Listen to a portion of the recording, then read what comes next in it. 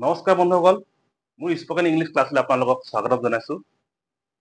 আজি আপোনালোকক মই ইংলিছ শিকাবলৈ বিচাৰিছোঁ। ইংলিছ মানে আজিৰ পৰা আৰম্ভ কৰিছোঁ মানে মই ইংলিছটো একদম মানে আপোনালোকক জিৰ'ৰ পৰা হিৰ' কৰাম। স্পকেন ইংলিছ ক্লাছ আজিৰ পৰা ষ্টাৰ্ট আপোনালোকৰ।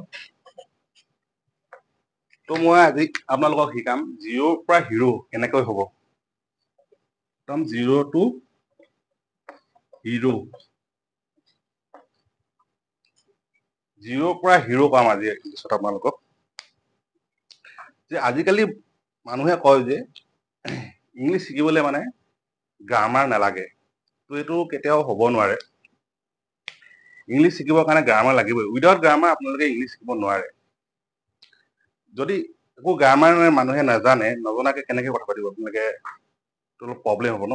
তো আপোনালোকে ইংলিছ হওক, লাগিলে হিন্দী হওক, ফ্ৰান্স হওক, ইটালী হওক, যিকোনো ভাষা আপোনালোকে গ্ৰামাৰ লাগিবই।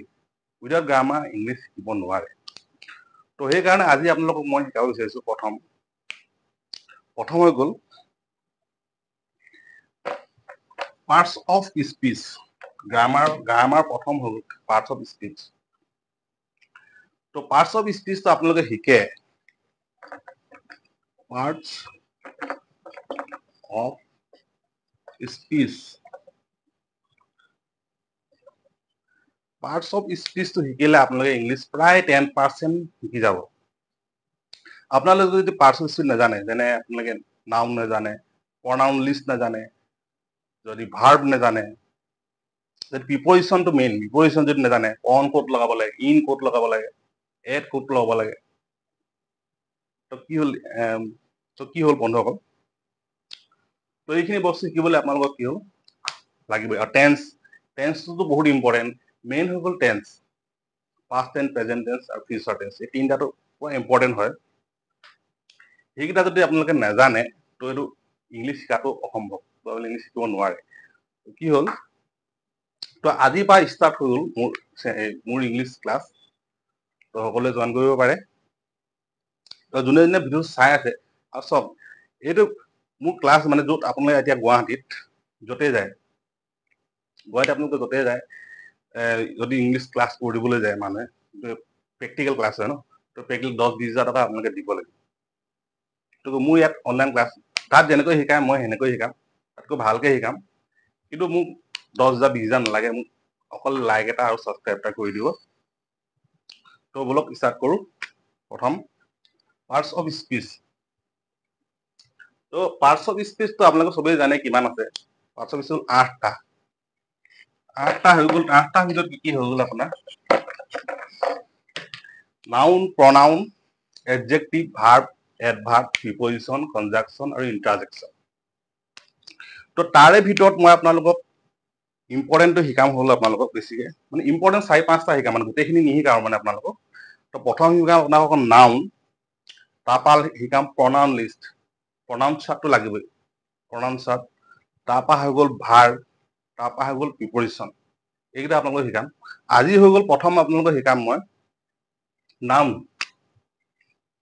তো প্ৰথম দিন হৈ গ'ল আপোনালোকৰ নাউন।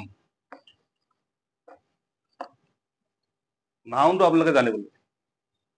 তো নাউনৰ কেই প্ৰকাৰ আছে? নাউনৰ হ'ল 4 প্ৰকাৰ। 4 প্ৰকাৰ হৈ গ'ল। 1 নম্বৰ হৈ গ'ল আপোনালোকৰ proper noun. Proper noun. Second হৈ গ'ল আপোনালোকৰ কমন নাউন।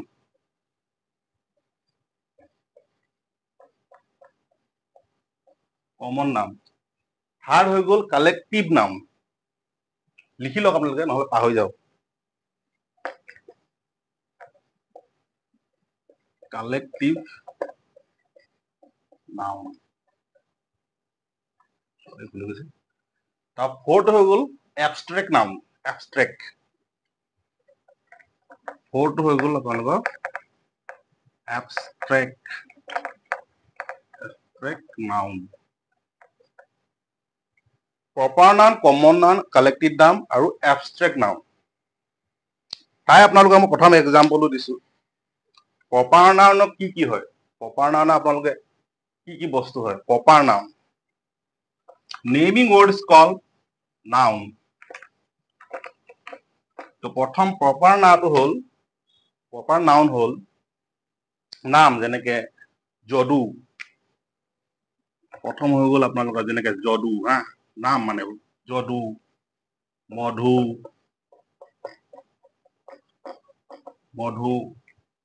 তাৰপৰা হৈ গ'ল সীতা, 3 নম্বৰ হ'ল, 4 নম্বৰ হৈ গ'ল ৰাম। এইটো হ'ল।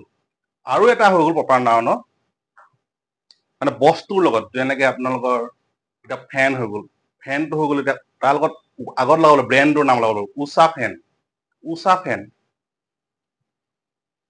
ছেকেণ্ডটো আপোনাক এইটো বহাই দিছো।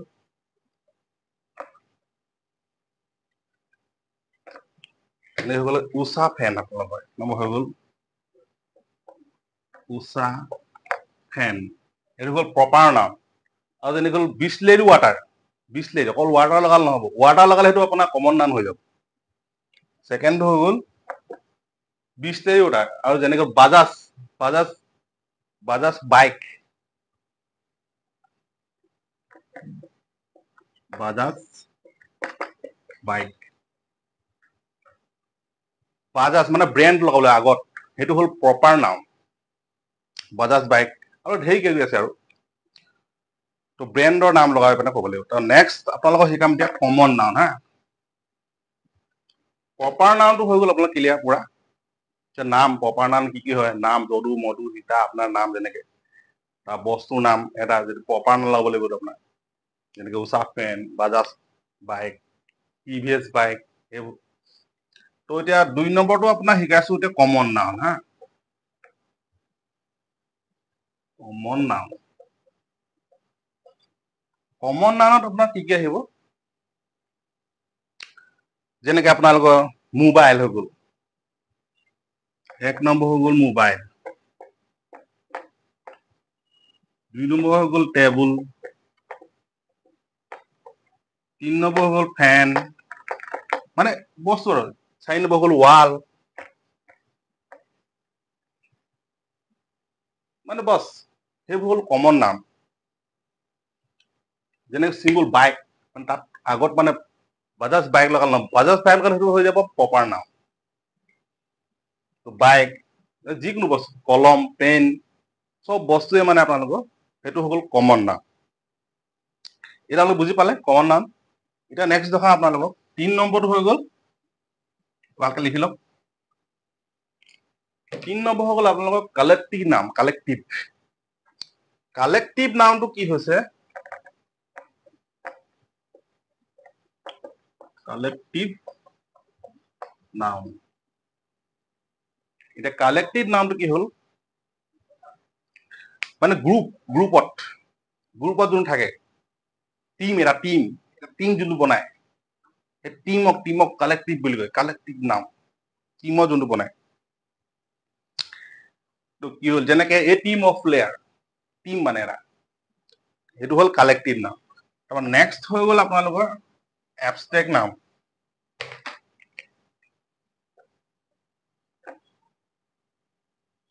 অলপ বানানটো ভুল হৈছে মোৰ, এবষ্ট্ৰেক্ট নাউন।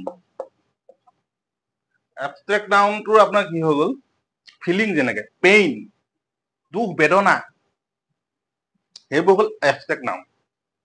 মানে একদম ফিলিংছ অহাটো, দুখ পোৱাটো, মাৰিলে দুখ পাই যায়, পেইন মানে ফিল, এনেকুৱাবোৰ মানে এবষ্ট্ৰেক্ট নাউন। তো আজি আপোনালোকক শিকালো মই নাউন, ধুনীয়াকে শিকাইছো নাউনটো কি বস্তু। নাউন হৈ গ'ল 4টা ভাগত, proper noun, common noun, collective noun আৰু এবষ্ট্ৰেক্ট নাউন। তো আজি এইটো প্ৰথম আপোনালোকক শিকালো। তো নেক্সট ডে আপোনালোক নেক্সট ভিডিঅ'ত মোৰ আহিব প্ৰনাউন্সাৰ। তো ভিডিঅ'টো যদি আপোনালোকে ভাল পালে তেনেহ'লে লাইক আৰু ছাবস্ক্ৰাইব কৰি দিব। ধন্যবাদ।